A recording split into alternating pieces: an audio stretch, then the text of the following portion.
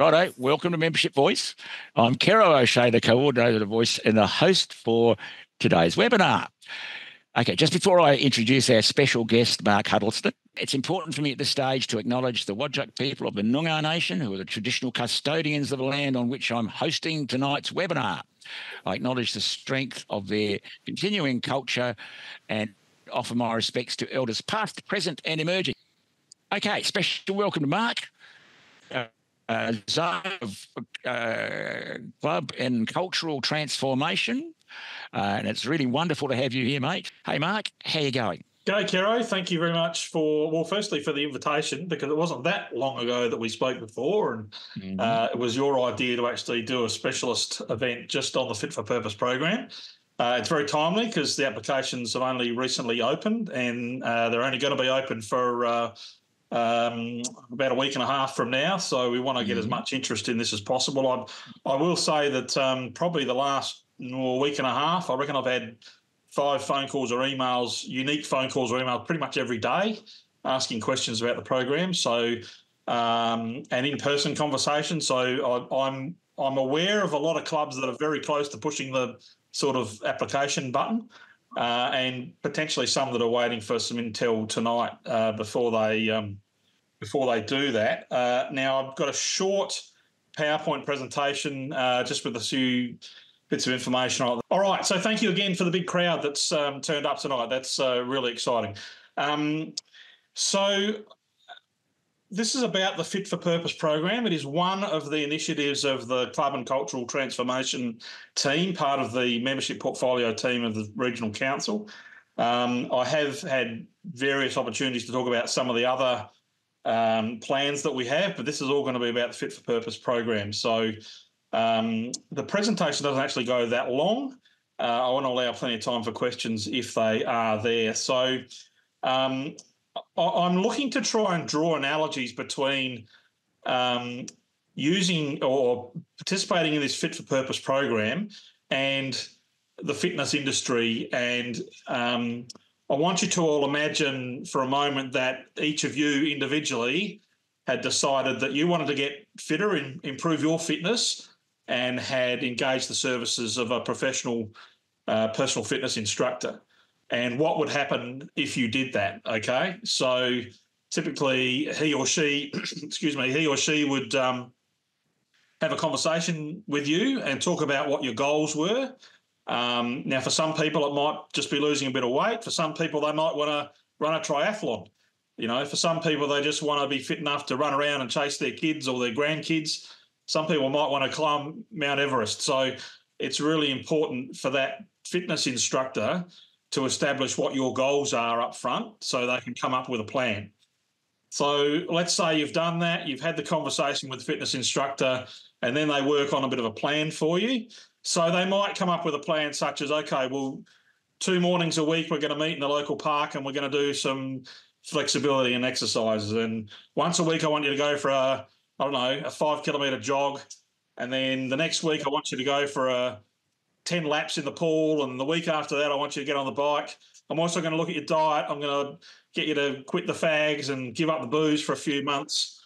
And we're going to come up with this great plan to get you to reach your targets. So I think we'd all agree that if any of us did actually engage a personal fitness instructor, we went through our goals, we got a plan, and we followed that plan to a T for 12 months, that in 12 months' time, we would be in a much better condition. We would have followed the plan, we've stuck to it, and our fitness would have improved dramatically. So I want us to think of that as an analogy for what I'm trying to achieve with this Fit for Purpose program. So Fit for Purpose as a term actually means as something you apply to goods or services or a business, and in this case, Rotary. And Fit for Purpose basically means that you are capable of doing what your mission is, what you set out to achieve.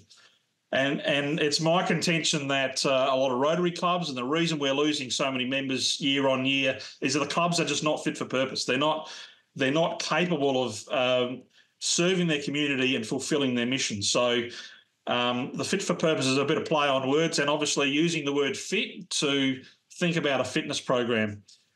Now, unfortunately, what happens, and I can tell you this would be me if I engaged a personal fitness trainer, probably 2 months down the track, you suddenly think, you know what, I really don't like getting up at 6 a.m. and going down to the park. It's a bit cold. Or, I've got a bit of a dicky knee. I'm not really enjoying, I can't really run 5 kilometres or jog or even walk. I don't really like swimming. I'm having trouble giving up the fags and the booze. And 2 or 3 months down the track, all of a sudden you've fallen off the program. Well, where are you going to be in 12 months' time? You're not going to be in 12 months' time where you would have had you followed that program to the letter. And that's exactly the same case with this Fit for Purpose program. We cannot risk clubs applying for and being accepted into this program if they're not going to follow the rules and if they're not going to implement the plan in full that is created by their club fitness instructor. So it's really important that we have clubs that are fair income about change, that they've got the will to change. They're just looking for some help and some guidance and some instruction, but they're willing to follow the plan. So that's where there's a bit of an analogy between the personal fitness industry and what we're looking to achieve here with the Fit for Purpose program. So who are we targeting? What sort of clubs am I looking for? And I want to be quite specific about this. I'm sure many of you will be familiar with the concept of triage. And back in the war days, they'd set up the medics, and all these guys would be coming in with bits of limbs hanging off and all sorts of problems. They'd be blown up. And that was the job of the triage nurse, or the triage doctor would be saying, right, this guy, we can't do anything for him. See you later. This guy, well, actually, we probably can help him, but he's not a priority. His injuries aren't really that severe.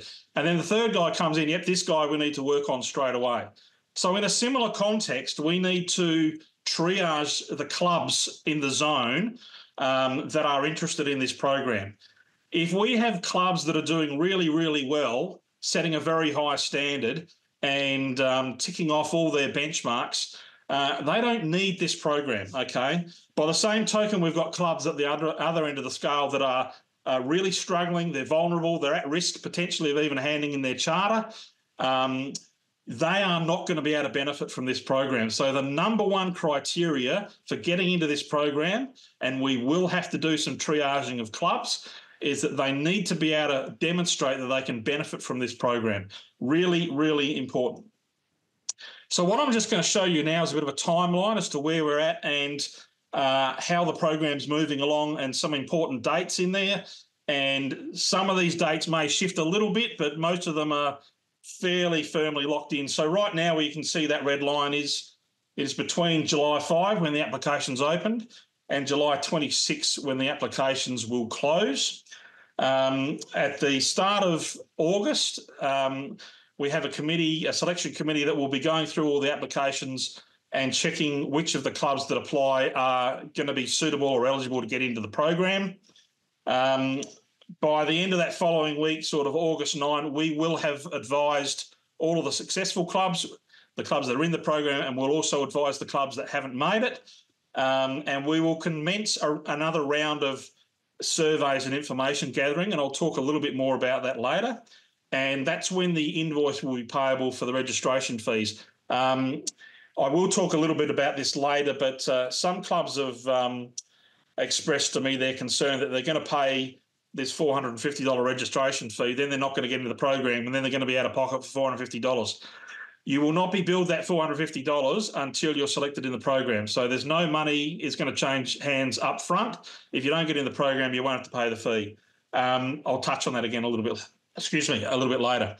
Now, August 31, that will be the deadline for updating the RI database for your age and gender statistics. Now, for those of you who are new to this program and haven't heard me talk on this before, one of the criteria for getting into this program is we want the clubs to be 100% compliant with their age and gender demographics reporting on the RI database.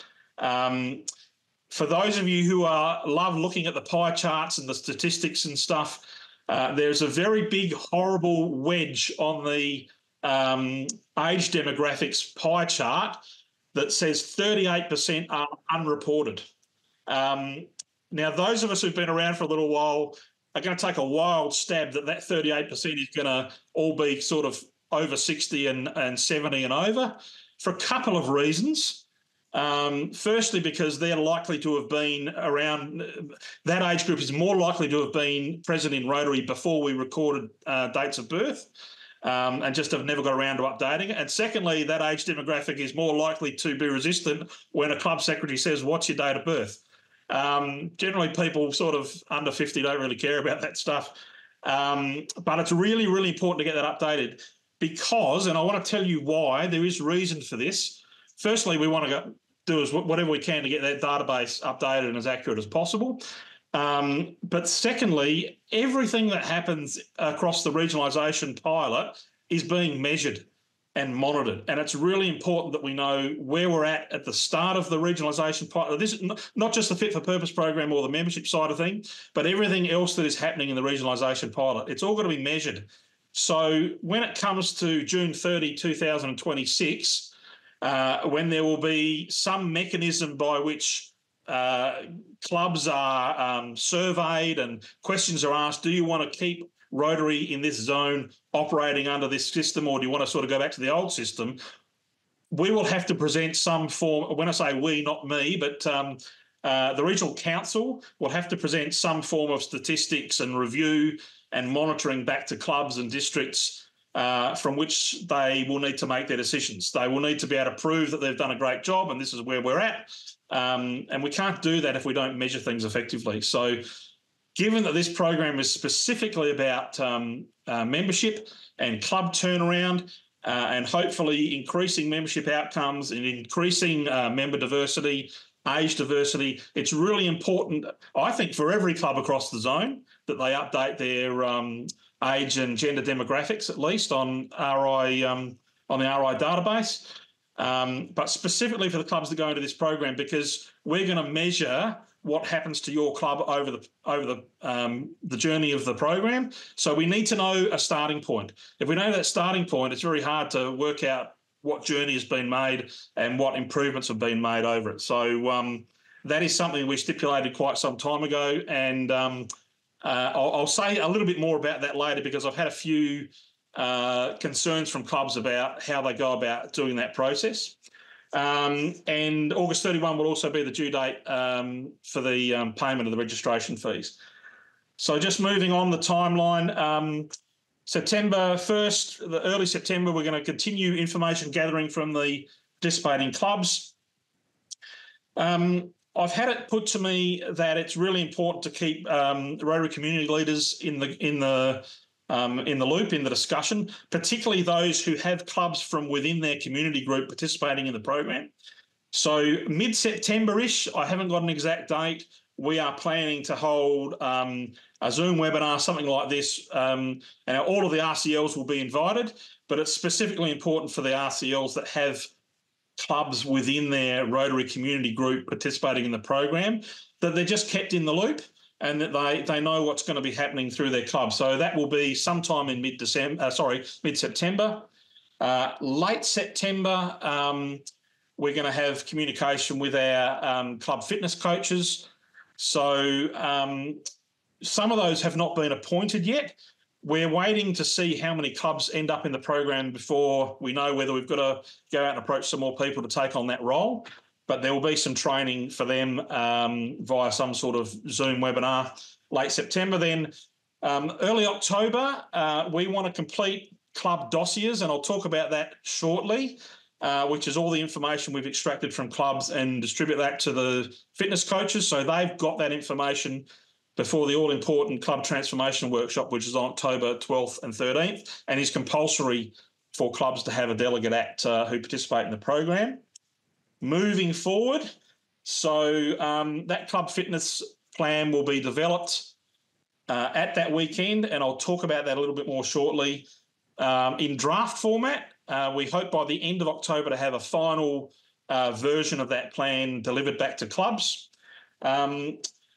And then that will commence a program of quarterly catch-ups between the club fitness coach and the clubs that are participating in the program.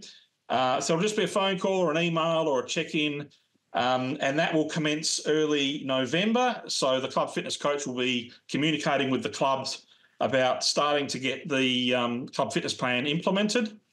And then over the period of November to June 2025, we're expecting all of the club fitness plans to be implemented in full in clubs.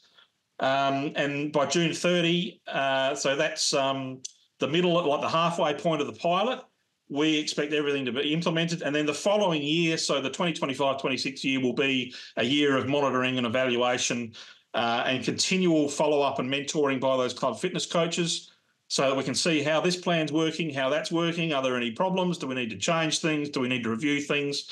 And then, of course, June 30 is the end of the Zone 8 regionalisation pilot and will be the end of the Fit for Purpose program. We're expecting clubs to implement the club fitness plan as a trial. So it's a pilot within a pilot. And as of the 30th of June, if they decide these things aren't working, they want to disband it, then that's their choice to do so. We would hope that the clubs involved will experience significant positive change and would want to keep these things in place. But I'm also very much aware that one of the best ways to get clubs to try something is to say this is a trial.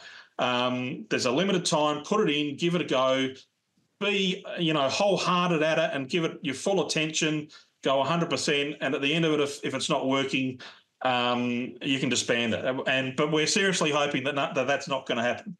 Okay. So I want to talk a little bit about some of the things I've just mentioned in that timeline. Firstly, about data acquisition from clubs and how we're going about that.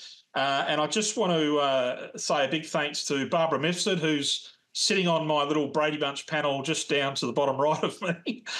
She's been really, really hardworking in getting some of this stuff happening and preparing it, along with some other people on my committee. So thanks very much, Barbara. She's been a real gem.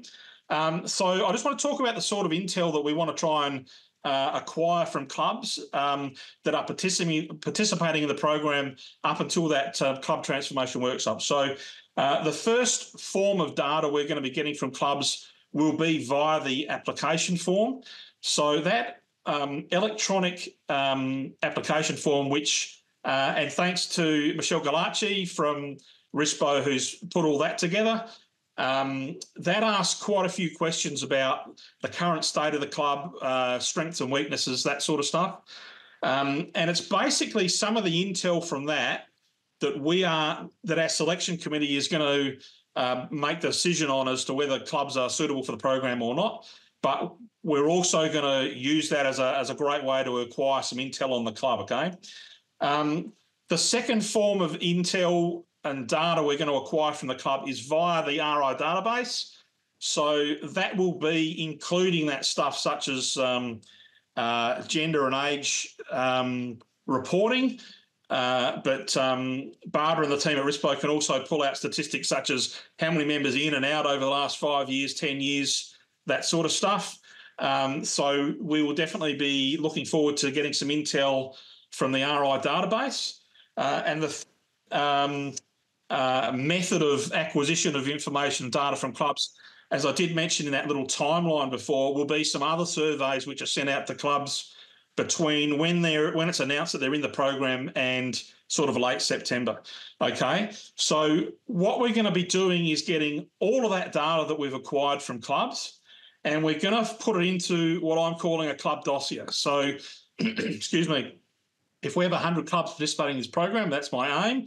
There will be 100 individual bespoke club dossiers created, which will be used to help us come up with the plans for the clubs.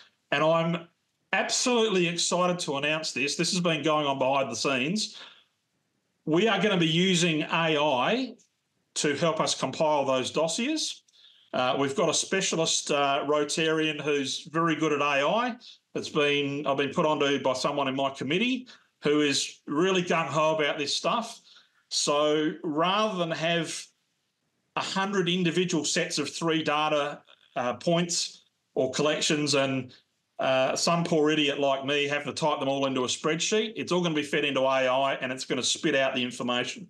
So I'm really, really excited about that. I'm not sure where AI has ever been used in zone applications before. I know some clubs are starting to use it for advertising and promotion and, writing press releases and stories about Rotary, that sort of thing. But I'm actually really excited about that, keen to see how it works. So that club dossier with all of that intel on the club will be handed to the club fitness coach in advance of the club transformation workshop, so he or she will have a chance to sort of study it. We're expecting each club fitness coach to have no more than 5 or 6 clubs that they're working with. We decided that's a fairly comfortable level, given that they're going to have to be making phone calls and contact on a quarterly basis and working with clubs to put these things together. So that's one part of the deal. All right, I'm now going to skip over to it's October 12, the first day of the club transformation workshop, and I'm just going to explain very briefly what's going to be happening there. Day 1, which is going to be a full day, so Saturday, October 12, is going to be what I'm calling Discovery Day. We're going to have a lot of amazing presenters talking about various Rotary topics. For those of you who joined the last presentation I gave about 3 weeks ago, I mentioned 4 key areas of focus for membership development, and they are product, promotion, recruitment, and okay. So that day is going to have everything broken down into product, promotion, recruitment, and retention. We're going to have some great speakers. Some of them are on my little Brady Bunch grid at the moment. And they're going to have, it's just going to be mind-blowing, all right? It's going to be like drinking from the fire hydrant if you're one of the delegates at this thing. There's going to be so much stuff coming at you. And I've got some very well-qualified people with education degrees and adult learning that are going to help us structure this to make sure we get the most out of the day. So from that first day and all the presentations and all the intel and innovation and inspiration that's delivered, there will be certain stuff that is completely relevant for your club. There may be some things that might not be relevant for your club. For example, if we come up with some amazing story about something a club's done and say, you guys should all do this, well, it may be that some clubs are all doing it, right? So there'll be certain things that are more relevant to some clubs than others. But this is why it's really important for clubs to select the right delegate to represent their club at this event, because your club delegate is going to be the person who's taking notes, recording all this stuff, putting down on paper the things that are really important to them, the great discoveries they've learned on the day. And here's the really important bit coming up, and I've had a lot of questions about this. What's going to happen on day 2, which is going to be a half day, so it's going to finish at lunchtime, is going to be a planning day. So we're going to put together that club dossier, which has all those information sources and the discoveries that are relevant to your club as per your club delegate. And your club delegate is going to work with your club appointed fitness coach to come up with a club fitness plan. Now, I want to stress this really importantly, because I've had a lot of inquiries about what happens if we get given a plan that our club doesn't want to do. What happens if our club decides to be part of this and we're told that we've got to do all these things that we're not into? So I want to make it very clear, yes, this is absolutely a leap of faith. There are going to be elements of the plan that are going to take some of your members out of their comfort zone, and I'm not going to pretend otherwise, because comfort is the enemy of progress, okay? We've got to get out of the comfort zone and into the growth zone. But very clearly, your club delegate has a very important role on helping develop that club fitness plan. So as the coaches are going through what we want to implement for your club delegate is going to be the one that's saying, no, that is not going to wash out our club. There's nothing I can do that will get them on board. Or they're going to be challenged with, well, what do you think about this? Could they do that? And the club delegate will be there, yep, I reckon we can do that. So it's really, really important to have the right person at that event, someone who is a bit of a change leader in the club, someone who has some influence within the club, someone who has a bit of knowledge about Rotary, and you know, can help put that plan together, because they're also going to be responsible for helping the implementation process, working with the club fitness coach post the event to get these things implemented. All right, I can't stress that enough. We're not just going to make up this random list of suggestions and give them to clubs. Each club delegate is going to be intimately involved in the process, working with their club fitness coach and a group of other, maybe 4 or 5 other clubs, all right? And the idea, the plan in allocating clubs to the club fitness coach, and we've got people on my committee and other people that we've asked from all over the zone, is that we're going to try and get those club fitness coaches to be working with clubs in their district or local area as much as possible. Okay, we're not going to have people from WA working with people in the Solomon Islands. We're going to try and get people as close as possible to their groups, and there'll be some people that won't be in the same district, but it just makes sense that they're working with people sort of in their patch. They're dealing in the same time zones and stuff for conversations, and so at this stage, I can't be. I've had questions. Can we pick who our coach is? No, you can't. We're going to appoint someone who's going to be trained to do the job and roughly from your area. So I know that's a lot to take in on that screen, but I thought there's some stuff that really needs to explain about data acquisition and how this plan is going to work, okay, and how the workshop is going to work. Right at the moment, I'm working with our committee to come up with the programs for that weekend. I'm still waiting on a few speakers to be locked in, but we're hopefully not that far off putting out a draft program for this. And yeah, so that's something we're working on at the moment. So a few things I wanted to clarify, and this has come out of a lot of the questions and emails and phone calls I've had probably over the last 2 weeks. That, you know, if we haven't communicated well enough, well, I have to put my hand up and take responsibility for that. If there's been misunderstandings or people's wires have been crossed, I've just made a few notes of things I've been asked that I want to clarify, and then we're going to have some Q&A and jump into it and ask you questions. So, oops, sorry, hit the wrong button. This is the first one, and I've got to be blunt, and this is part of the triage process. This program is not designed to turn around struggling clubs. It is designed to turn good clubs into excellent clubs. Okay, there will be clubs that are just not suitable for this program, and from a triage perspective, I'll be blunt, they won't survive the operation. We've got to select the clubs that are most likely to be able to employ this program and get the most out of it. And, you know, look, as Rotarians, you will all understand. I mean, we're all Rotarians. We're all in our own clubs. We're all doing work and service projects. We all understand that we're all volunteers, including me. We all only have limited resources. We have limited fundraising capacity. In our clubs, we get a lot of requests from community groups and individuals. Can you help us? Can you give us money? Blah, blah, blah. Can you do this? And the boards of our clubs and our members have to make decisions on where we can do the most good, okay? That's exactly the same as what's happening at zone level. We have a limited budget. We have limited resources. We have committees. They're all made up of volunteers. We only have so much time. We have only so much finance. So we've got to focus our efforts on where we can do the most good. This program is going to be specifically about turning good clubs into excellent clubs. I have mentioned some other initiatives that we're going to look at, but right at the moment I'm really focused on this, okay?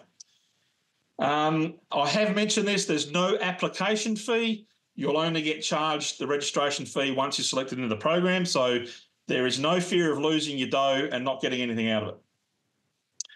I've just mentioned this. The club delegate will work with the club fitness coach to create the club fitness plan.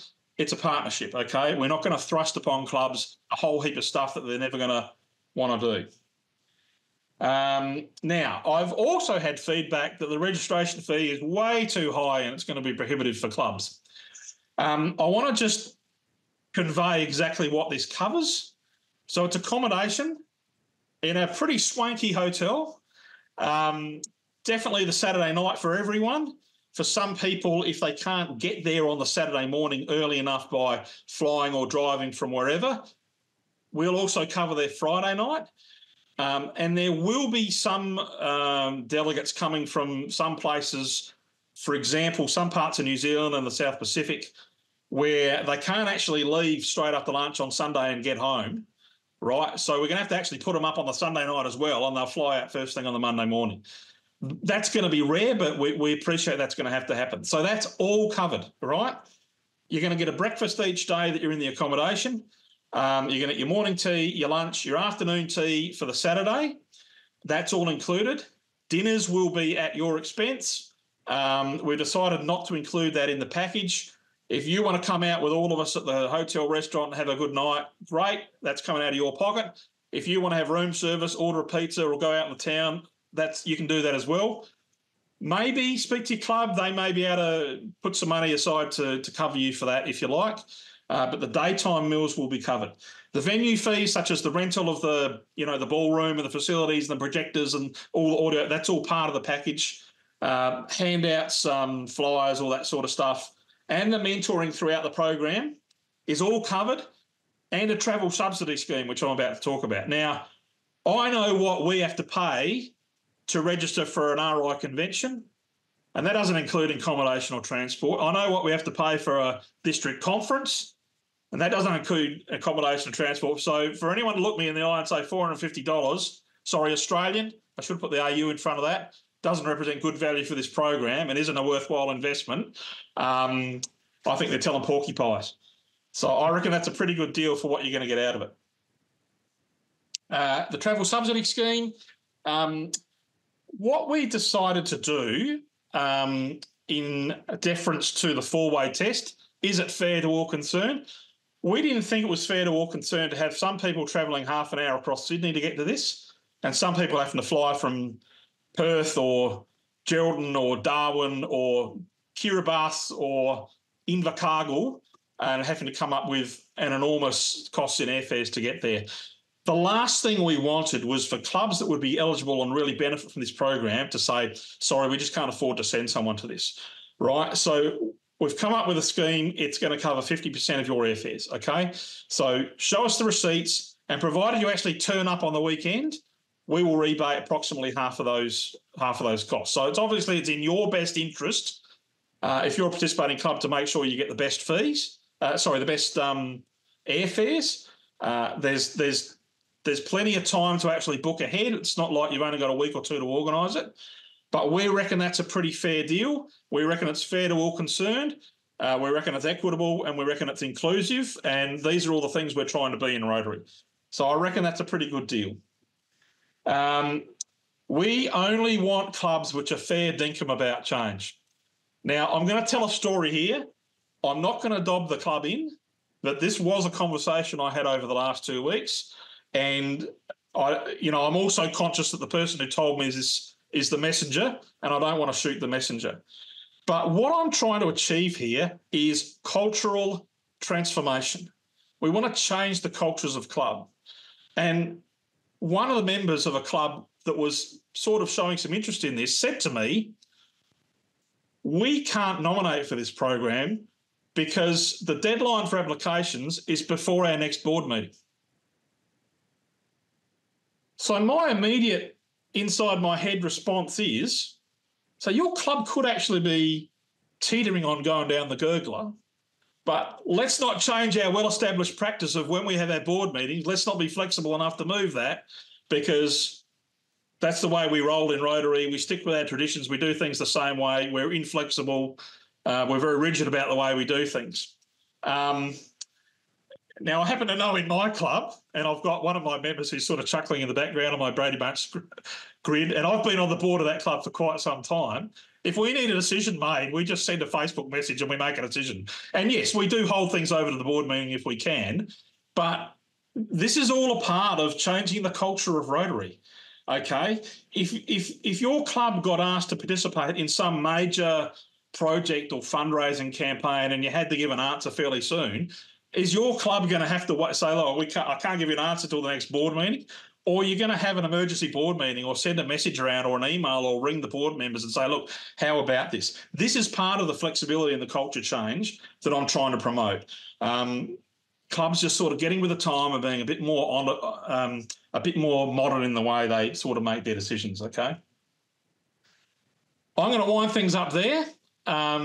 Short, but hopefully sweet, somewhat sweet. There is much more information available on the I keep making this Freudian slip of saying Creating Tomorrow Rotary website. And, of course, you're all welcome to email me or give me a phone call if you've got questions. I appreciate we had some people who couldn't log on tonight for either the thing had booked out or they weren't available tonight, and there will be a recording, which Kero's going to work on. So I know there'll be people watching this who can't make the live questions, but you're welcome to call me, send me an email. So I'm going to push the stop share button, Kero.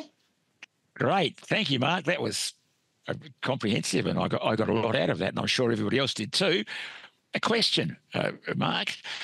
Is this about creating a sort of a cookie cutter set of Rotary clubs across Australia, New Zealand and the Pacific Islands?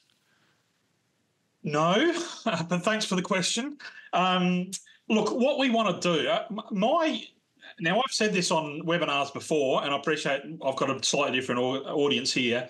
My dream is that at the end of the pilot, 30 June 2026, we're going to have 100 clubs that have had dramatic positive change in their club because they've implemented some great innovations. Now, for many, many years, people like myself, you, Kero, there's other membership people and people who've spoken at conferences and clubs and seminars and stuff. Barbara Mifsud, we've put out some great intel, some great innovative ideas, but actually getting them implemented at club level has always been the challenge. So part of this program is there's a partnership agreement, which is on that website that I mentioned. Clubs have to fill that out, which is basically saying we will implement the plan in full. There's a few other, provisos in there as well. So if we've got 100 clubs in this program, there's going to be 100 bespoke plans, which will each take into account the unique challenges and strengths of the clubs. So in 100 years, in 2 years' time, I want to have 100 clubs that are the best version of themselves they can be. They may look very different to how they look now. I expect they'll all look very different. They may have some similar policies and similar philosophies on how they promote themselves and how they go about best practice. I certainly don't want them all looking the same. We need diversity within our ranks and diversity between clubs. I just want them being the best versions of themselves they can be. And with that, I'm hoping there'll be a lot of sort of not only member growth in numbers, but growth in the professional development and the learnings and the confidence and the skill set of the members within those clubs as well. Because if that is the case, if at the end of this we've got 100 amazing clubs who are all saying, wow, look at how we've grown, look at the difference, that will be a beacon, not just to the rest of the zone, but the rest of the Rotary world. Gee, look at what those guys have done down in Zone 8. So that's my dream, and I want to work backwards from that, and that's where we're at the moment. We have a question from John Cale from Como Club. How are you, John? Pretty well, thanks, Mark. My question, I've already been starting to update all the Rotary information, but I've been running into some problems with the RI data, and it will not let me do things. Have you got an RI data person online to assist with urgent resolution? Because I have pinged people over a month ago and nothing has come back. Okay, thanks, John. I have had that problem from someone that I referred to RISPO. Barbara, I'm just wondering, are you in a position just to unmute and quickly comment on that, please? Yeah, John, if you want to send it through to us, it's true. You can send it through to me. Normally, like those kind of things, we go through. So how would I find you? I don't have the information as to where you are. Oh, that's fine. I'll put my email address in the chat, and yeah, just feel free to send me what's happening. Okay, thank you. We'll get onto it as quickly as we can. Thanks. Thanks, John, and thanks, Barbara. I know that sometimes there are glitches in these things. We've had one member in my own club, and it's not through any fault of the member. For whatever reason, every time we try and update something, it like glitches a bit in the database, and we think we've got it fixed now. But I know sometimes these things are there, but I appreciate your efforts, John. Was that all the question, or did you have something else? That was the one question, if it's a prerequisite. Yeah, we need to definitely help you get that fixed, no doubt. Let's go over to Kelvin King. Oh, hello. Thank you, everyone, for giving us this opportunity. I've got similar problems to John with my exes. 2 months ago, I contacted RISPO and I still haven't been helped. Anyway, my question is separate. I'll contact Barbara directly on that. My question is separate. I'm a community group leader in my district for one of the groups. Am I going to know which of my clubs apply? You'll definitely know which clubs are accepted into the program. I don't see why not. I think I'd like to know. I think there are clubs that I would be encouraging to apply. Yep. And so I'd like to know. They may tell me anyway, I guess, Mark. Yep. No, I don't see any reason why we can't let community leaders know the clubs that are successful and unsuccessful and sort of reasons behind it. Yep. And because I think I'll make a note of it though, Kelvin, because to be honest, I hadn't thought about it. But because I think what they're probably going to ask, and I'm sure you'll cover this, when they're not successful, they'll get an explanation, won't they, about why? Oh, absolutely. Yep. So they may expect me to be aware of that. No, that's fair. And to be honest, I hadn't thought about that. So thanks, Kelvin. I'll put that on my list of things that we make sure we do. All right, and let's get on with it. It's great. So thank you. Thanks, Kelvin. Thanks, Kelvin, and thanks, Mark. Alison. Hello, Alison. How are you? Doing. My question is, in the data gathering phase, will you ask clubs what they have committed to in their RCG growth plans, so that that can be incorporated into their fit for purpose kind of alignment? I will now. I'll be honest. I have delegated the responsibility of collecting data from clubs to some other people on my committee, and I know Barbara's going to be integral in that. And I'll also be honest, that hadn't crossed my mind. So it's great to have these things, and I'll make a note of that. So that's part of the intel that's recorded. Yep, good point. If anyone in your team would like to connect with me about what's happening in the growth plans, that they could kind of make sure that joins the dots nicely, I'd be very happy to help. No, that's great. Appreciate it, Alison. No problem at all. Thank you. Good on you. Thanks for that. Mark, just building on some of the conversation so far, some of the points you've raised, how can, because we've got this wonderful new region with wet paint all over the place and things being built and things, it's just an absolutely wonderful time. Obviously, there are new connections being made and whatever. On behalf of my fellow RCLs, how can RCLs help you with this process? A very broad question, I suppose. Yeah, thanks, Joe.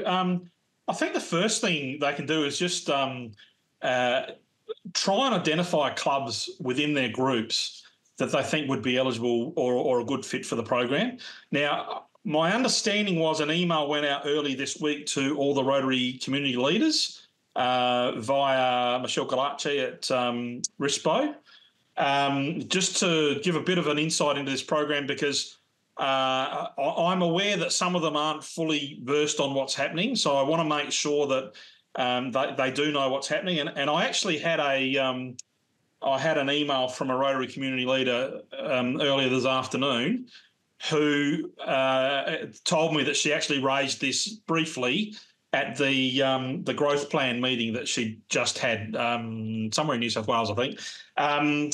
So that's really appreciated. So I think and I'm also very much aware that the Rotary community leaders have got a lot going on, a lot going through their head. They've been through training. It's a brand new role, and they're trying to establish those links with clubs. And for some Rotary community leaders, it's almost a carbon copy of clubs of the previous AG groups. For some of them, it's very different. So they're in that process of having been to changeovers and establishing relationships. So there's a lot being thrust on them all at the same time. So I'm very much aware of that. But I guess I'm not really expecting them to really hammer their groups on this. But just be mindful of clubs. Now that I've mentioned the sort of clubs we're looking for, just be mindful of the clubs that that they reckon would be suited to the program, and just encourage them, if nothing else, to give me a call, send me an email, look at the website, or when available, have a look at this recording, and just consider whether it's worth them giving it a crack. Because I do think, whilst the communication has gone directly to club leaders, I do think those Rotary community leaders are definitely well placed to objectively make an assessment that, right, this club are really good for this. This club's doing really well. Maybe they don't need any help. This club, they're really, really struggling. Maybe not suitable, but just push that message out there and give them a bit of a tap on the shoulder and encouragement. Have they considered it? Despite our best efforts to communicate this, I am very much aware that there are some clubs out there that are completely oblivious to the program. Either maybe some of the names in the RI database or emails aren't up to date. Maybe they're just people that don't like looking at emails from outside of the club. Maybe they're just a bit underwhelmed as new leaders of their club, just after changeovers and stuff. I get all of that stuff, but if a club makes a conscious decision that this program is not for them, so be it. But I would hate the club to miss out because they haven't got the information. Perhaps a bit of that information sharing if possible, and just maybe a little nudge of encouragement from the Rotary community leaders would be really appreciated, notwithstanding their workloads at the moment. Fantastic. And look, it's in their interest that their clubs thrive, and do really well. Yeah. If they've got one or two clubs within their group that's learning from this program, I would like to think that would have an impact on the other clubs within their group, and sort of the good word and the messages will sort of spread, and they'll all sort of learn from each other a bit. Yeah. And of course, one of the things about this program, as we were discussing before we started the webinar today, Mike, you've got 100 people that you're developing through this process. Isn't that going to feed into our talent base for club development in future? Well, I would certainly hope so. I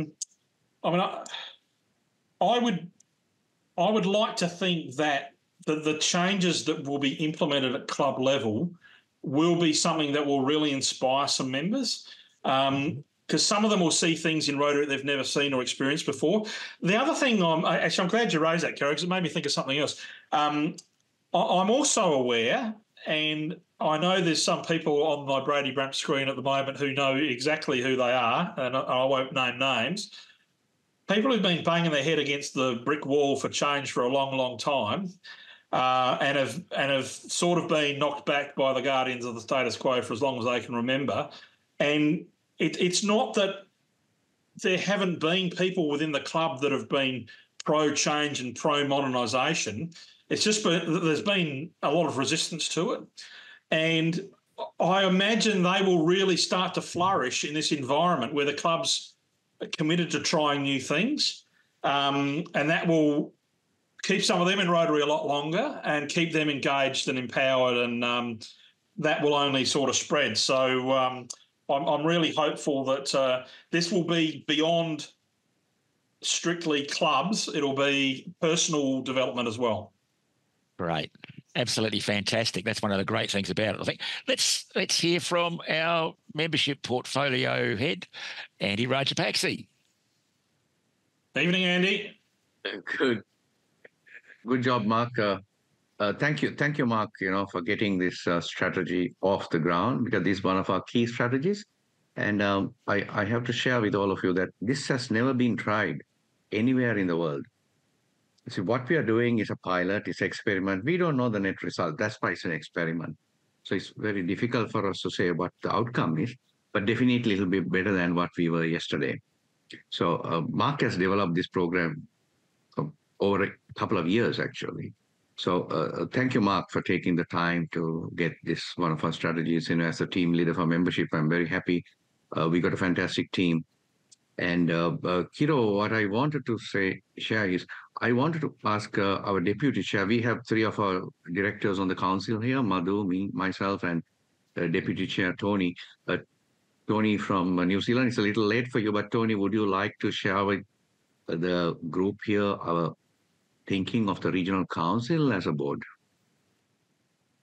I'm sure Tony's around. Yeah, here I am. Here I am. Yeah, thanks, Andy, and thanks, Mark, for an informative update. Look, at the end of the day, we are all in this together, and in Zone 8, we have a vision, and that is we have to increase our impact and increase our reach, and that is part of the Rotary Action Plan. And I think this is an incredible opportunity for us to really make those 100 clubs stronger, more relevant and sustainable for the future. So, the board is right behind this. It's imperative we work across the pilot, and that's working closely with those Rotary community leaders. So we're all in this together, and we we all benefit. So I'm really excited. The board's excited, and we're right behind you, Mark. Good luck. Thanks, Tony. Super. Thanks, Andy. Thanks, Tony. And let's go over to John Cale for a question. Question arose, two questions. One is the fee that's being used, is it entirely being used to cover the costs of the accommodation, the airfare and all the rest of it? And is there any Rotary International money being added to it? I'll be asked that question as to everything we go in, is it going to be expended on the program? And the second question is the target age or demographic of the delegate. I'll answer the second question first. There's no target age or demographic of the delegate. It's whoever the club thinks is the best person placed to represent the club, make decisions based for the club. But they need to be someone with a bit of influence in the club, someone who can corral the group around and get them behind a concept. I'm not now. Andy is sitting right next to me on my Brady Bunch square, so I'm not sure whether I'm authorised to give out exact budget figures. But what I will say is there is a sizable contribution from the RI budget that has come to the entire zone regionalisation pilot. That is then broken down into a membership allocation. And out of the membership allocation, there are other programs which Andy is running, and the Fit for Purpose program has a budget within that. So there is a budget set aside for that, but that doesn't meet the full cost of the program. So the rest of the cost of the program is being met by the registration fee. We had a considerable conversation with the regional council a few weeks ago, working out what that figure would be, because we desperately did not want to overcharge clubs. But we've also got to cover our costs as well. Now, I don't know whether Andy or Tony want to add to that with figures or anything. I don't think it's my place to say more than that, but if they want to, well, it's their head, not mine. Mark, yeah, simply to answer the question, yes, there is a huge subsidy from the regional council budget, which is supplied by RI towards the program. So that's why the fee is very low, $450 for all that. But there is a subsidy, because subsidy is mainly for the accommodation and the venue. So, but there is no profit out of the program for the regional council. I was expecting a profit. No, okay. No, there is no profit. Yeah, actually, what the profit would be, the impact we would create, John, and what we can create out of these clubs. Because when you have 100 clubs, I hope we have 100, but I'm happy with the number we will get. As this experiment, once we create it, there's a huge ripple effect that can happen around the clubs. Now, Alison, who is here, will know, if you have 1 or 2 clubs in a community group and they come up with a great plan and they move, the whole community of clubs get empowered and they get inspired. And I must recognize Susan, who is here, Susan from 9790, who really helped us facilitate a workshop to get all these programs and our strategies together. Thank you, Susan. I know you're somewhere here with us. So, there is a lot of subsidy. We are investing into membership just to make Rotary great again here in our part of the world. And we really want to create a sense of belonging and, the value proposition we give. We don't want to go down the cost part of it, but we really want to show the value that members get out of being part of Rotary. So yes, there is a lot of subsidy that is being put into this program. This is one of our 5 strategies of membership in the zone. Great, thank you. I should just clarify again that, and I should have done that before, it's $450 Australian, okay? Just for everyone to... Yeah. So I appreciate it's a little bit different depending on where you're from.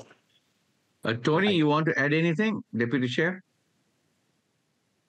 Not really, Andy. Look, at the end of the day, to me, this is an investment, and this is Rotary International and the Rotary board investing in this part of the world for us to get on with it. And I think it's a great opportunity, and I'm grateful for being given that opportunity. We've got to invest in our people. We have to invest in our clubs, so we can continue the good work that Rotary does. And this is our moment, and I think we just got to seize that opportunity and go for it. Thanks, Tony. Thanks, Andy. Mark, I want to finish up with a question that I think sometimes. We've covered a whole lot of beautiful stuff tonight. Is this process about creating Rotary clubs that are more enjoyable for their members and more effective for their communities?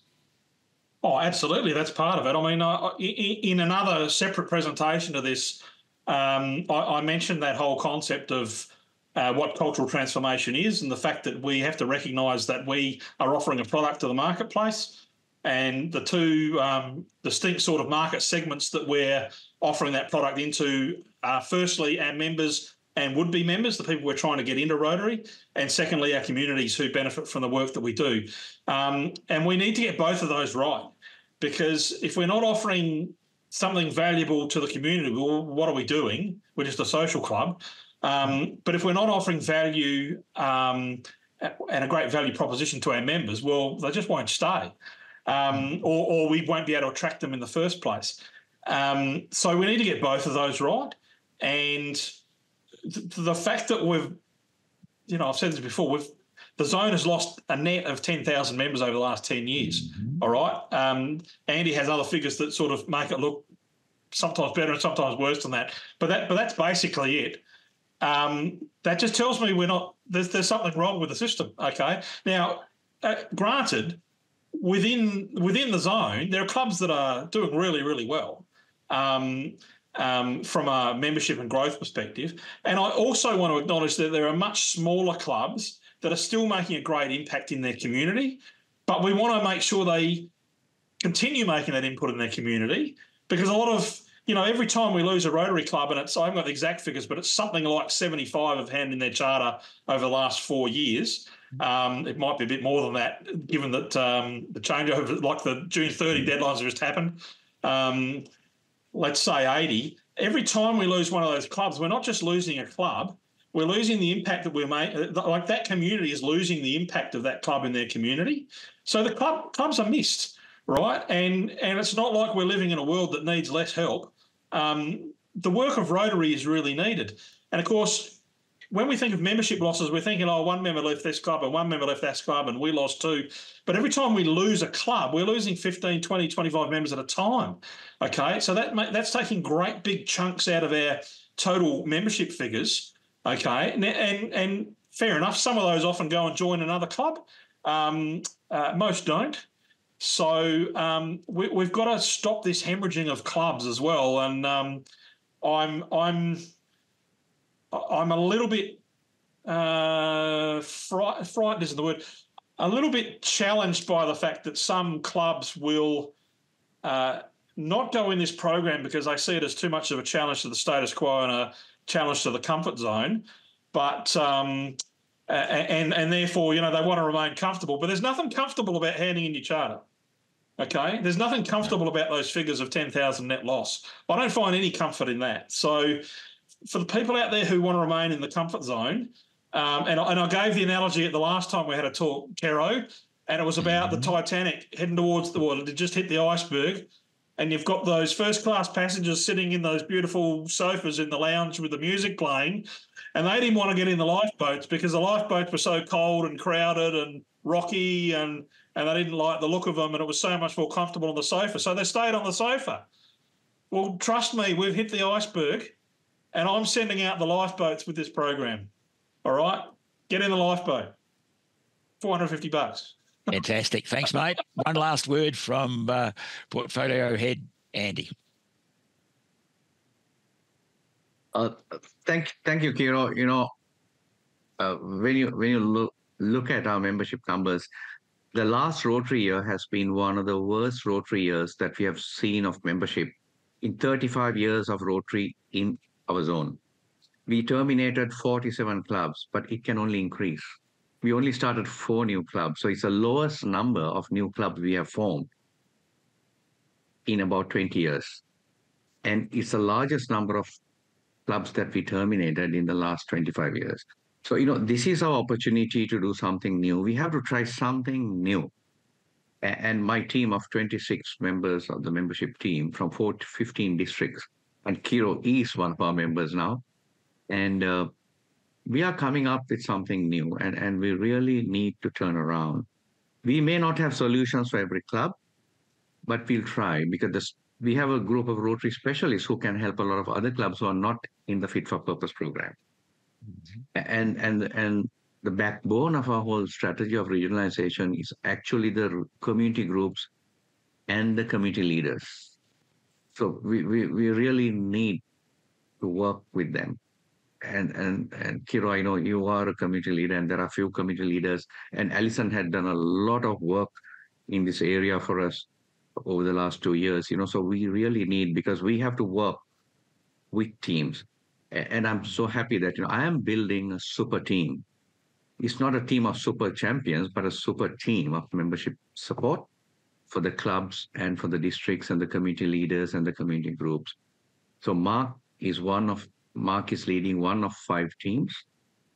And I think we can turn around. This year, the last Rotary year, we have lost about 1,550-60 members net lost, but surely we had about 4,800 resignations from our club. So our product is our club. That is why club transformation is so important. Clubs are where people join, and we will turn around this Titanic. Thank you, Kiro. No worries. Thanks, Andy. Mark Huddleston has done an absolutely magic job tonight, called back in 3 weeks after he was here before. Let's give him a big round of applause. Great work, mate. Well done, mate. So on that note, everyone, thank you for being here. And Kiro, thanks for all your work, mate. Thanks, it wouldn't happen without your input, and we really appreciate what you're doing. Thank you, Mark. Thank you, Tony. Thank you. Thanks, guys. Good night. Take care. Bye-bye. Good night, everyone. Good night, everyone. Thank you very much.